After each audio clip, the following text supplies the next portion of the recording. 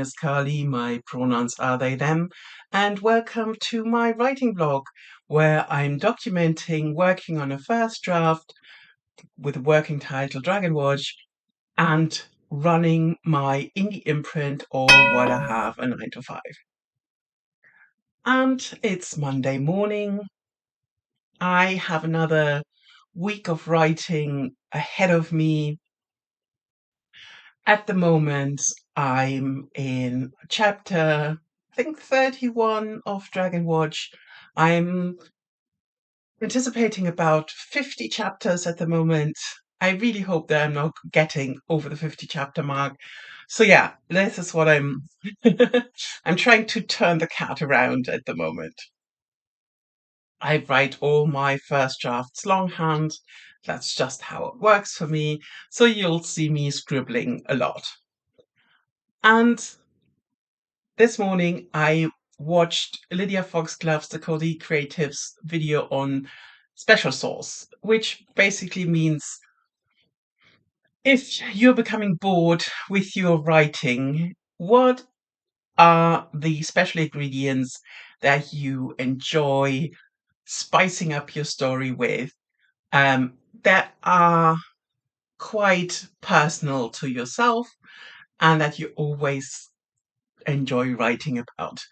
And I really loved, I mean, I love the channel anyway because the cats are so cute. Um, but I really loved the thought of, oh yes, what can I put in to make myself more invested in the story I'm telling? And then I started to think about what are like the special ingredients that I usually put in my writing to keep myself interested. I don't think they're very outlandish. I think they're pretty sort of weirdly cozy fantasy adjacent, even though I wouldn't. I definitely have. I'm writing, so I would describe it as queer fantasy, um, like based in classic fantasy, but definitely with cozy elements. And yeah, I started to compile a list about my own special sauce ingredients. And I'm sure because it's sort of, uh, it's nowhere near complete, but gives a nice topic to talk through because it also tells you a bit more about what my books are about, what I love to write about, um, and maybe some of the themes echo with you too. And I just love the idea of compiling such a list because it's, I think, one of the things why I like the idea so much is it's not about, oh, what would your readers like? It's more about what do you love to write about? It's more about the writing itself instead of the selling the book afterwards. And I mean, obviously there will be sort of overlapping things um, with what you really like to write and what people really like to read. So yeah, I thought that was a brilliant idea. And which is why I started compiling my own list. And the first list, like item on my list is traveling on horseback. Yes. That comes from me working with horses for a good few years. So I'm always interested in putting sort of the reality of traveling on horseback on the page, just what is entailed, how much care you need to give the animals while you're on your way, because I think that often is not portrayed accurately enough. Then animal sidekicks, which sort of ties in with the horses. Um, this They don't need to be pets necessarily. So, for example, in Dragon Watch, there is a seagull called Nono, uh, who sort of was um, reared, like hand reared as a chick, and is staying in the vicinity of the watch quarter, and is an absolute menace. I love writing like animal characters. Then definitely waterways and what they mean. So that's sort of I'm famously preoccupied with everything to do with water. It's like beer, the sea, rivers, lakes. That's yeah. I don't know why I'm connecting so much to these kind of stories, but you will probably find some sort of watery element in my stories. Complicated friendships. One of my pet peeves is the thing where you give your main character, especially your main female character, a friend who's basically just a foil for her to stand out against.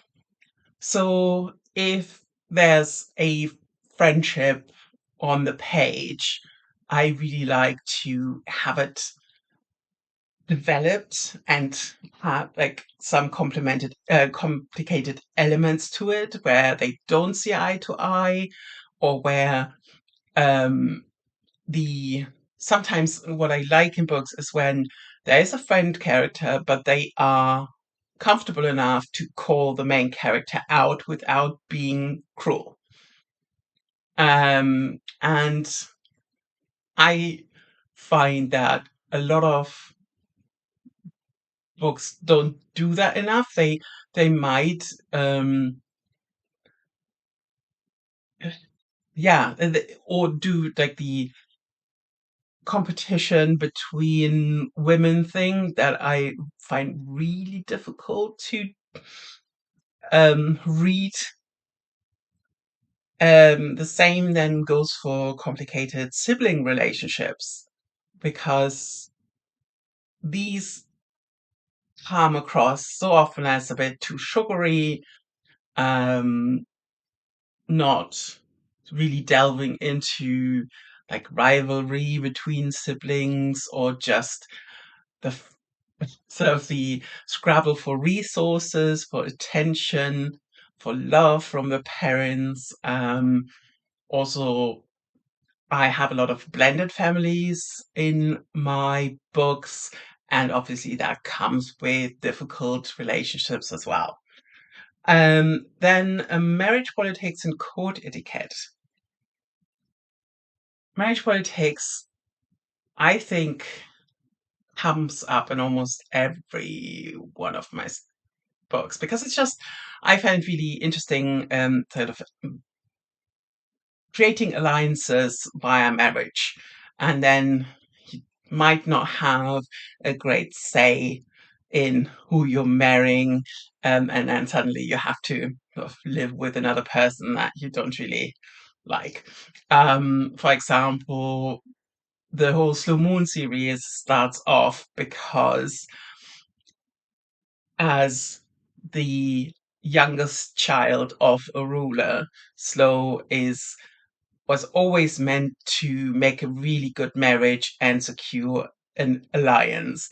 And basically, what happens is that the other party comes back and says, "No, we don't want Slow. We found someone better."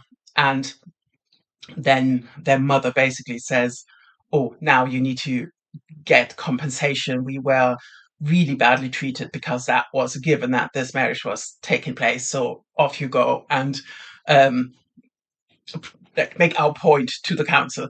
So that's sort of the what I'm really interested in. Um, then nature embodied or inhabited by God's prized creatures and so forth.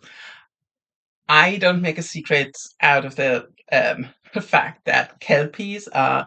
I don't call them kelpies, but I think they are at least mentioned in every single one of my projects. Um, so yeah, and also I don't know. like nature inhabited, like just sentient nature. I think it's the the main heading. Then I love a really good medieval city setting, like including the quarters, and like each quarter has their different function and their different um, vibe, and then also like just how a city works. In some medieval German cities, you can still see how, for example, the churches are like right in the middle of things. They're sort of surrounded by all the traders' houses. And yeah, it just gives you a feel how religion was sort of included in the everyday. I don't think that we nowadays churches can be sort of stand on their own, be elevated. I mean, clearly there are also medieval churches that stand a bit on a hilltop or something. Um, but yeah, it's just the how a city functions in the different yeah, or where is the midden, where is the water supply. But yeah, I'm fascinated about all that. Unrequited feelings, yeah, I think that pops up often and complicates friendships and other stuff. I usually give my characters at least one relationship that didn't work out, because one of my other pet peeves is sort of, oh, it's your first relationship and it's immediately the best it could ever be. I think it's much more realistic, especially in fantasy settings, to see people who go through a few relationships and not just find their special immediately. So then resentfulness as a flaw of the main character, because I think that's another underexplored trait, where sometimes it's also, I what I really enjoy is writing a main character who knows that they are unreasonable, but they can't really help themselves to be just pissed off with what happened, and then it colors their interactions with another character, and they just need to, yeah, pull themselves together and reevaluate their worldview. And I think that's a really good hook for a character to do some self-reflection and see that they're not the end all be all, and just, yeah, pull themselves together. Um, then foraging and herb lore. I'm a forager as well. My parents are like big into mushrooms and berries and nuts and everything. So that will also be in my books, and herb lore, because of the of medieval Renaissance setting. Medicine is herb lore basically, and the wizards in my world are also healers. They have a, I find, really interesting position that they're sort of priests, healers, and politicians. And so yeah, there will be lots of, oh, doing poultices and tinctures and stuff, because that was what there was. It's not with a view of being against science or anti-scientific. It's just that's the science of the day. Cooking over fire, because I think that's also something that's comes like, especially when you're on the road on your horses, you don't bring a lot of stuff with you, and then you need to sort of feed yourself. And cooking over fire is very different than if you have an oven or if you have coal. Um, so yeah, that's one thing. Drinking tea as the first step to problem solving. Yes, especially the wizards again. So it's it doesn't need to be like it's not tea as the tea, like black tea, green tea. That it's tea as in brewed herbs, really. But yeah, sort of having a warm bowl of tea, there are no cups in the world, is always like the first thing any wizard will say to you, I'll make tea. Um, Side characters who sometimes steal the show. That happens so many times. I think every side character needs to be distinct and needs to have a function, even if it's just giving a certain clue or one really important idea comes from that side character. I don't really want my characters to stand around in the background. They need to be functional. And that can then evolve into characters who might be a side character in one story and get their own series later on. Sprawling old houses with lots of outbuildings. So I love to visit old houses too, and I'm always very interested in sort of the functionality of them, sort of where was the laundry done? Where was the larder? Where were the beer barrels kept? Um, so I'm always really like interested in how it's in the running of the place, not just its how it's decorated, but actually how it works. Same thing, walled gardens and orchards, because again, every house is a system. And how does it work when the people need to feed themselves? Like where are the bee scabs, for example? And where's the room where like the distilling of rose water takes place? um, and sentient books and other objects, obviously. And combined with this, libraries and writing workshops. As I mentioned before, sort of the idea of lots of people sitting down and writing is always fascinating to me. So I will have quite a few characters who are clerks who write for a living, who are basically office workers, but in a medieval slash fantasy setting. And obviously also libraries, book production. Um, and then what happens if some magic creeps into those? Which is also why sometimes when a book is sort of marketed with, oh yes, library setting, and then yeah, they just spend a chapter looking at books and then they're off again, I will be disappointed. And then the last one on this list, as I said, it's a very quick list. I might add to this later on. Is seasonal festivals, is bonfires and special foods. So yes, I think that comes from like watching lots of food vlogs as well about, oh, now it's autumn, what kind of, it's pumpkin, chestnut, sweet potato season. Now it's spring, now we're doing this. And that is also then tied back to religion, and because in my world, so the wizards slash priests are connected to magic because magic comes from the gods, like, and the gods are elemental gods.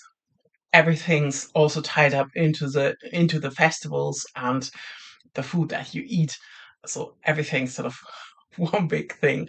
Um, and I think, yeah, it's not on the list, but definitely religion as well, because one of the conflict points between um, the different continents, different cultures in Slow Moon is definitely the difference in religion, where it transpires that the religion, like the elemental religion that Slow and their family follow, was actually the old religion of this other place, but then another religion came in there and basically built on top of um, the old religion's sites and took it over, basically like Christianity did, and lots of pagan instances. And now they are going against the old religion, not just in their own sphere, but also in other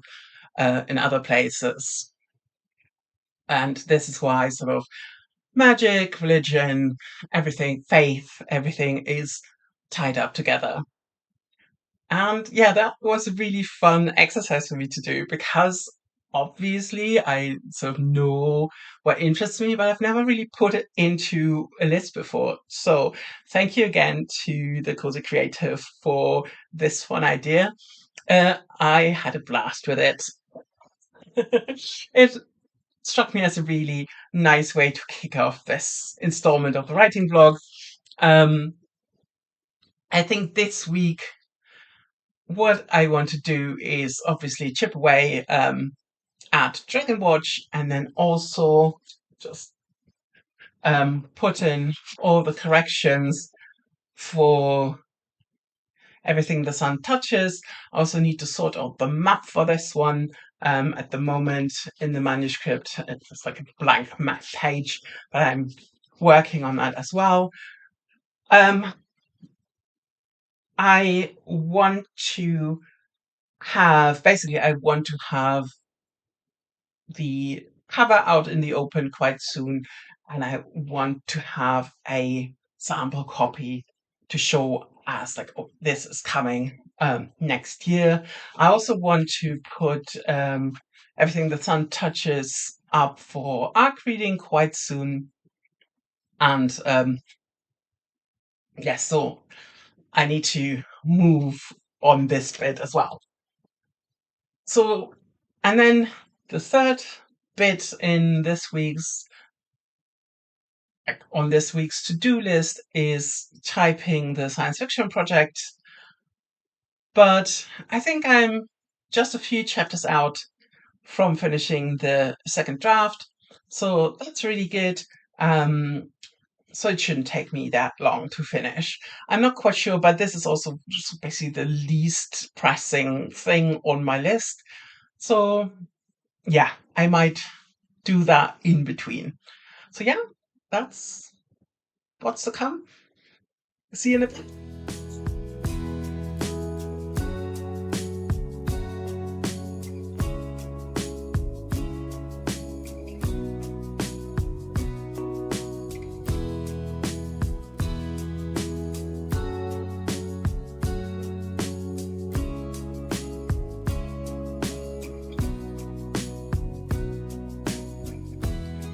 It's Wednesday, and that means market haul. My sprouts for this time are mustard and kale. So these are sort of new autumn sprouts that I wanted to try out. And then I got some enoki mushrooms,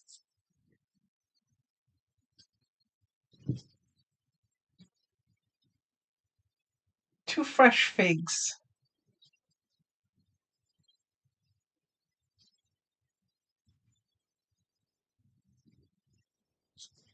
like those sort of finger bananas that I absolutely adore. They're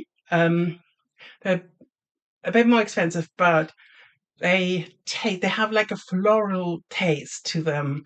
So they taste definitely different than your usual banana.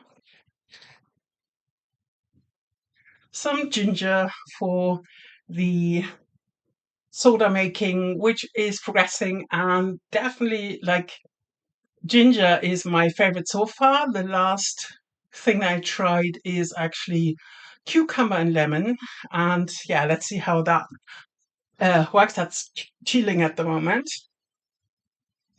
And got the most beautiful heirloom tomato, just the one because they're really expensive, but it has like this wonderful bottom So it looks like a sunrise. And then, because it's now officially autumn, my first pumpkin. And I think um, it's been quite a while since I had this variety. That's a Crown Prince Edward, I think is the name. And it's very potatoy, a bit more like a Hokkaido pumpkin. That's at least that's what they're called in like a Japanese pumpkin. I think here they're often called onion squash because they have like a sweetness to them. So I, even though they were, I think 350 per pumpkin, I chose one of the smaller ones because I just know if it's a massive one, I just can't eat it all and then it goes to waste. So I didn't want that. I also wanted specifically one that still had the nipple attached, um, because that usually means that you can just store it longer because it doesn't have an open area where mold can come in. So, and it's beautiful as well. So it's a lovely sort of not pistachio, but sort of grey greenish colour. Um, and then I also picked some. We have like a little pear tree in a communal area, so I picked some of the pears as well. They still need to ripen a bit, but because it's been quite windy and most of the pears that were like overripe just fell down and got squashed. So I picked a few green ones that I just need to make sure that they ripen. So yeah, that's the market haul. A bit more substantial than the last one and a bit more expensive than the next one as well. Um, but I just, when there are so many nice things, it's really difficult to not to buy them, especially as it's the first week of the month and I'm still feeling flush. Um, then writing wise, I'm in chapter 33 and just today I've made a little list because it's now starting to get a tiny bit, not much, but it's sort of, I suddenly realized that I need to give myself a better overview of the situation. So I started, this is sort of the thing now, even though um, I would not call myself a plotter, that's still the kind of plotting that like goes on in the background. So I firstly made like a little list. So what is going on and what still needs to happen, and also sort of what from the things that is going on, sort of going directly into the next list. And that also made a bit clearer for me, sort of what do I want to tell in this volume and what is then left for the next one, because I think, as often happens, that what I thought I might do when I started the whole thing, I think it's a bit too ambitious again. It's not going to fit all in one book, and it's not supposed to be a duology, it's supposed to be a standalone. So I think today I had a bit of a thematic breakthrough because I'm sort of, okay, so this is what we're doing. And even though I've been talking about being in the sweet spot and in like the area where you enjoy yourself writing, I think I was still more in the, oh yeah, let's see what happens mindset. And even though things started to get in line, um, I think there was still so many things that were where I had a foggy idea, but not quite a goal or destination yet. And I think that changed just today, where I find that lists are amazing for this kind of thing, just to like give you an like a new overview, and especially updating the list as well as the project progresses. Which is why I love to have like the little booklet with me. So I always have like somewhere where these kind of things go. So I don't need to, if I want to refer back to them, usually I don't. Usually just getting them onto paper is helpful, and that's basically it. But if I want to refer back to them, I always know where to go to, because otherwise you have like too many. You have your notes app and you have something else, and I really try to keep them all together. I've made an attempt at one point to create sort of a world building Bible, but that didn't really. I need to get back to that. So sometimes I will start jotting down specific things that I notice while doing stuff, like while the story is going on. But I think at some point I really need to sit down and go through all of the things from the beginning, and then just, yeah, just jot down facts basically. Um, One of the things is that what I've like very deliberately not done is give a dated timeline, because that's, I want to have a bit of wobbliness in there. I don't want specific numbers, year, dates to point back to. So it's usually like, oh yes, 2 decades ago, but it doesn't have a specific number attached to it or a specific name attached to it. Um, so yeah, that's one of the things that I deliberately didn't do. But there's so many things that I at some point made up a lovely name for an herb, or like just, or a flower, and I would love to be able to have them all in a database. I'm not quite sure yet how I should do it. If I should do a Notion thing, or if I should do just an Excel sheet or something. Yeah, definitely open for suggestions. I've tried it with a Word document, but I find it a bit clunky. It's just not. I think with sort of a more interactive place that might work better. So if you have any tips for me in that regard, I would be really grateful. How you organize your world building and just to keep track of all your wonderful inventions. Um, Apart from that, I actually went swimming yesterday because the summer Fridays are now over, so I can't. I don't have half a Friday left to go swimming. So yesterday I set off after work, and though the traffic was a bit gnarly, I made it in time to do the last swimming slot of the day. I think I'm going to try and do it like one week that day, the other week that day. Um, I'm also, because this weekend is going to be, this week is such an errand week, like a chore weekend. Um, so that's going to be a hard one to get through. And because on Sunday I actually have a hospital appointment quite close, no, sort of on like halfway between me and the lake. So yes, as a reward for doing the hospital appointment, I'll then go to the lake and swim.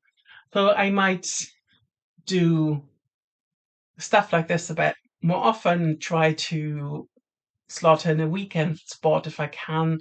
I mean, with the cooler weather, hopefully there are not too many people fighting for those spots, especially the ones that are a bit later, a bit in like inconvenient times. I have to see whether I can keep it up, especially when then the state of the road gets worse and worse. So I'm not going to aim and put myself into danger. But um, yeah, it's just For the first time, I like trying the new time slot. That was quite good, though the drive was quite something because sort of back roads and during a time when there's usually quite a lot of traffic. But if I do it once a week, it's fine. Um, so yeah, that's it really for today. Um, so yeah, I think I'm coming out of the sweet spot and I'm coming into the areas. It was like, oh my God, there's so much here. How do I make it work? I think that's sort of the mental space that I'm getting into. Um, because as I said, this weekend is a chore weekend, but also with like lots of waiting around. I might actually be able to write quite a bit. Though I'm also going to take my laptop with me and do a bit more admin stuff because yeah, I have like lots of invoices to catch up with because they've been just accumulating over the last few days, and I've sort of made notes which ones I need to log, but I haven't really started the actual logging process yet. Um, so yeah, and then I've been spinning the rest of the pink stuff. I still have, I think, at least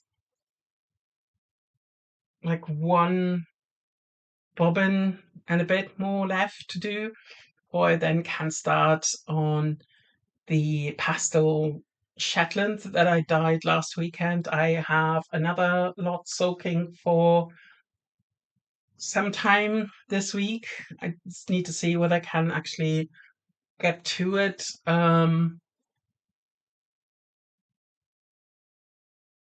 Yeah, maybe Saturday afternoon or something.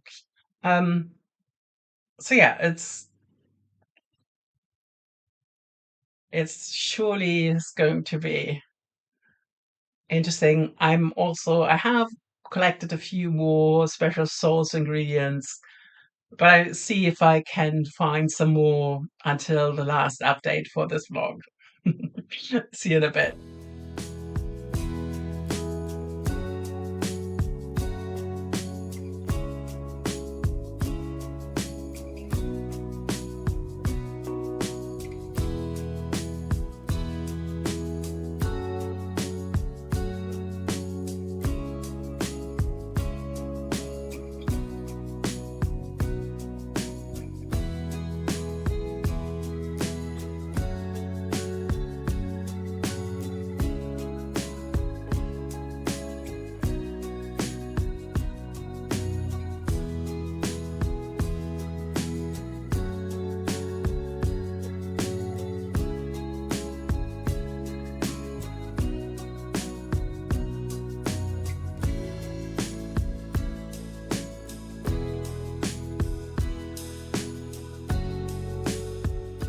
It's Friday morning and the end of another writing vlog. I think it's been overall quite a good week. I didn't really write this much yesterday because a friend stopped by the cafe and brought lots of other friends, and suddenly everything developed into a social situation. So yeah, not that much writing done, but hey ho. I found a few more entries for my special source list. I'm going to link the video in the description below so you can sort of go back to the source of the inspiration. Um, Awkward male characters, especially sort of if there's a male love interest, preferably with daddy issues. That's pretty self-explanatory.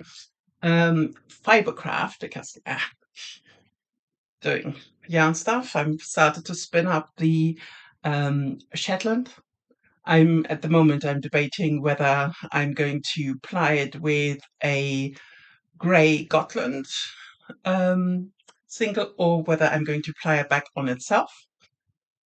Then slightly unreliable narrators. So I write a lot from first person, and obviously their worldview will be colored by their experiences, their prejudices, their preconceptions.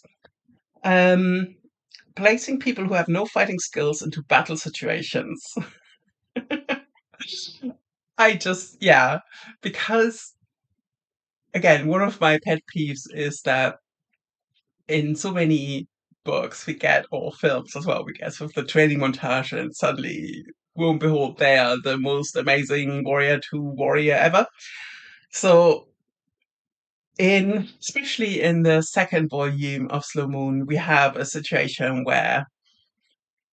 um, where basically, how would it feel if you could like be portaled into a fantasy world, and now you sort of have to survive while a battle breaks out around you.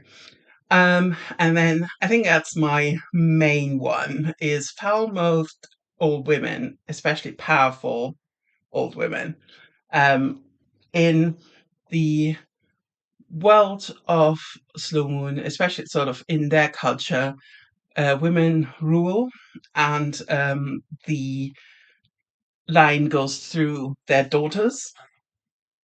And so you have like slightly different female characters because they're just used to being obeyed.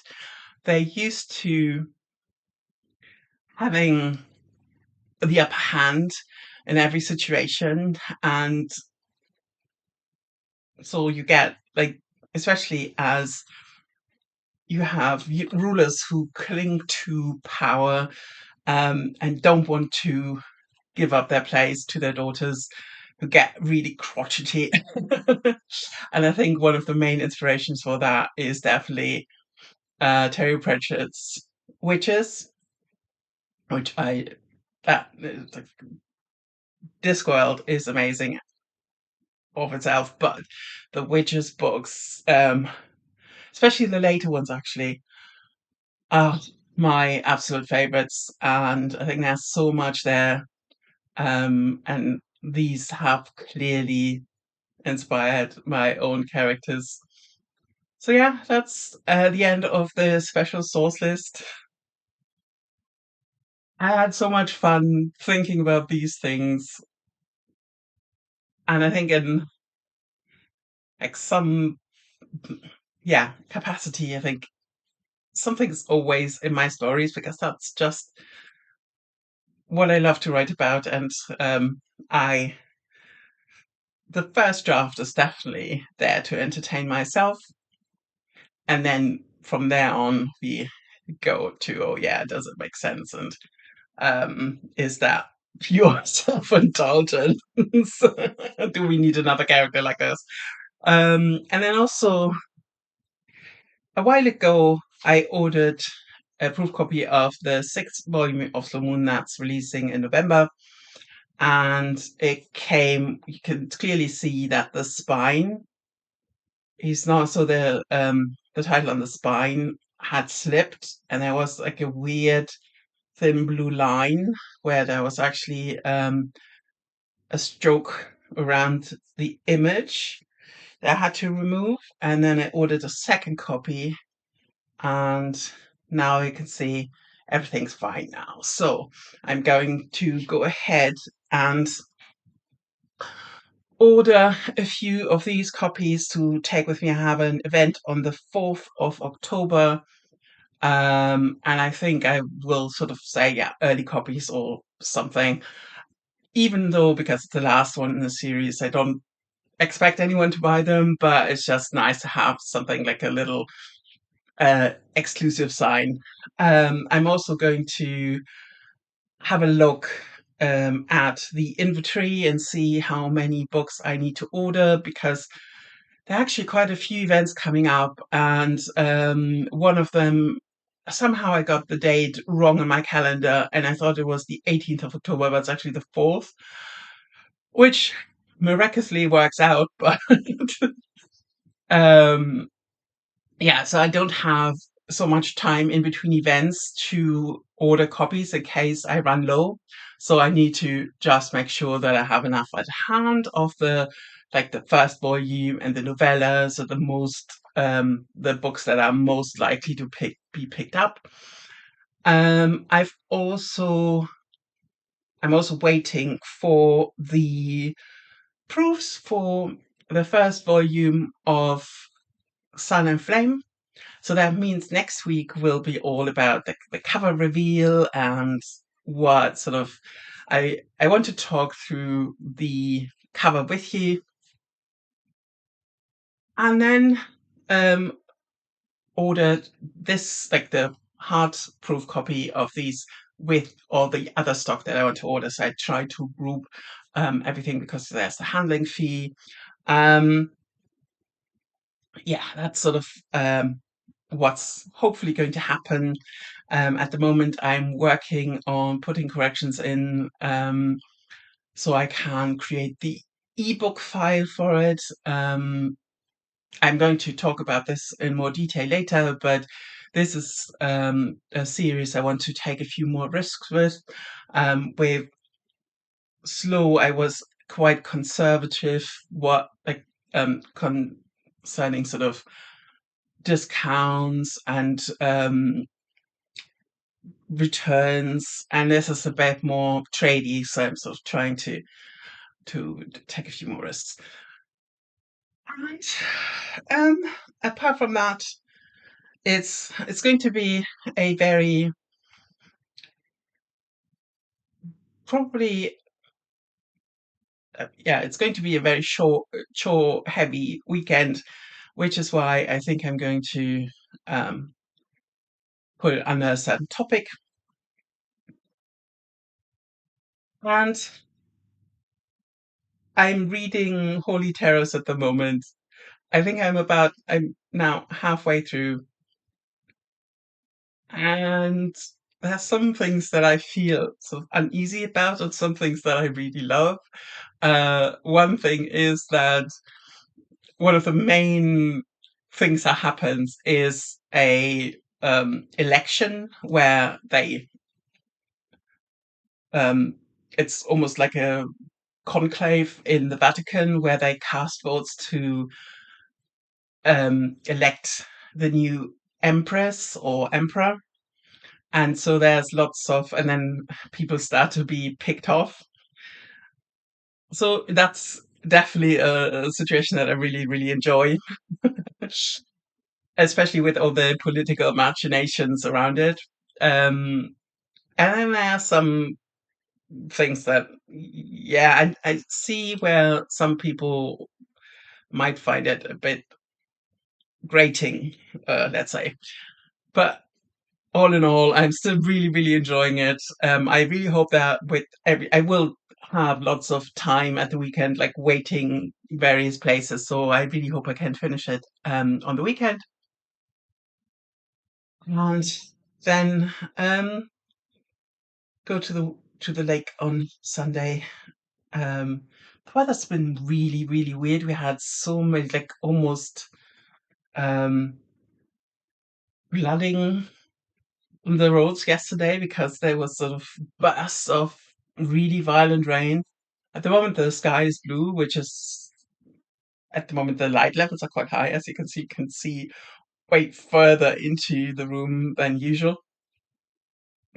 Yeah, but it's definitely starting to feel more autumnal. I had my first pumpkin spice latte, and really enjoyed it, but it was an iced latte. It's sort of the in-betweeny drink. Um, so yeah, I mean, can't wait for the colors to really come out. I hope we get some beautiful colors this year. And with that, so many exciting things to come next week. Thank you so much for being here. I know these videos are sort of low tech and very like me rambling. But if this is something that you like to hear while you're doing other stuff or just, yeah, to catch up with what I'm doing, I'm so, so grateful. If you're new here, I would be really happy if you gave me a follow and like this video. And if you sign up to my newsletter, I'm going to send you the ebook version of the first volume of Slow Moon for free as a sign up gift. So, yeah, wish me luck for the weekend ahead. That's all I'm going to say. Thank you so much for watching.